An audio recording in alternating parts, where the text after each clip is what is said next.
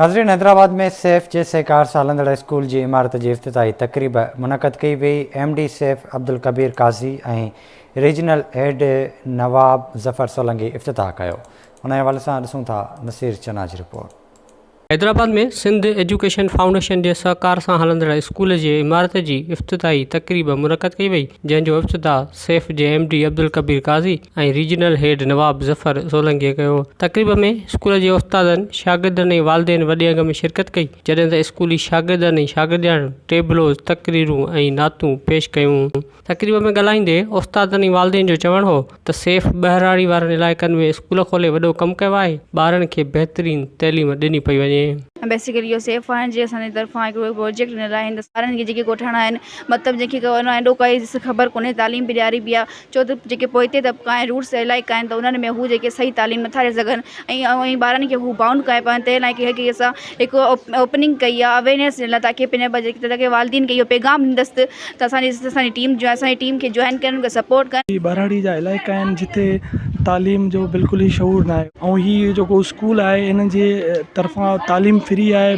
Scholarships आहिनि कि हीअ इदारो हिन ग़रीब माण्हुनि जे लाइ हिकु वॾी ख़ुशी जी ॻाल्हि आहे। 300 खां वधीक ॿारड़ा जेके आहिनि उहे ज़ेर तालीम आहिनि ऐं न सिर्फ़ु तालीम पर उन्हनि खे एक्स्ट्रा करिकुलम एक्टिविटीज़ जे ज़रिए ऐं क्वालिटी मयारी जेकी तालीम जेकी एज़ पर स्टैंडर्ड जेकी आहे हिनमहिल ACF जे बैनर हेठि जेको आहे उन्हनि खे तालीम ॾिनी पई वञे। अल्हम्दुलिल्लाह, ॾाढी ख़ुशी जी ॻाल्हि आहे कि असांजा ॿार पढ़ंदा, हिनजे रोशन मुस्तक़बिल थींदो, मुल्क जो माहौल भलो थींदो। सैफ के MD अब्दुल कबीर काज़ी और रीजनल हेड नवाब ज़फ़र जो चवणु हो त स्कूल वधाइण सां गॾु ॿारनि जी सब्सिडी पिणु वधाई वई आहे। सिंध में असांजा हिन वक़्तु को 2700 स्कूल हलनि था पिया ऐं 110 जे क़रीब असांजा नॉन फॉर्मल एजुकेशन जा सेंटर हलनि था पिया। उम्मीद आहे त इंशाअल्लाह ताला असां नेक्स्ट ईयर में कुछ स्कूल वधाईंदासीं ऐं नॉन फॉर्मल जा जेके सेंटर आहिनि उहे वधीक वधाईंदासीं। सब्सिडी असां वधाई आहे, नोटिफाई कयल आहे त जेका पहिरीं ॿारनि खे 700 रुपया मिलंदी हुई, उहा हाणे असांजो जेको बोर्ड आहे चीफ मिनिस्टर साहब जे अप्रूवल सां उहा हाणे वधी उनखे 1000 रुपया करे छॾियो आहे, जंहिंसां सब्सटेंशियल फ़ाइदो पवंदो। इन खां अलावा जेको क्लास 6 खां क्लास 8 ताईं हुयो उनखे 1500 रुपया असां सब्सिडी कई आहे, उन सां बि इलाही फ़र्क़ु पए थो।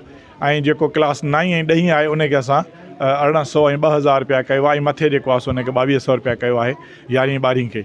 फ़र्क़ु इन मां इहो आयो आहे जो पुठियनि 3-4 सालनि जे अंदरि जेके असांजे 9 क्लास खां अॻिते जा ॿार हुया उहे तक़रीबन 4000 कुझु ॿार हुया। 3 सालनि जे अंदरि अंदरि हाणे उन्हनि जो तइदाद तक़रीबन 3000 थी वियो आहे। Education foundation government of Sindh हिन साल पंहिंजे स्कूल्स में इज़ाफ़ो कयो आहे ऐं उन्हनि इलाइक़नि, उन्हनि ॻोठनि जी निशानदेही कई आहे जिन में खोड़ सारा घर त ठही विया, पॉपुलेशन वधी वई, पर उते स्कूल्स न ठही सघिया ऐं एजुकेशनल फैसिलिटीज़ न हुजनि।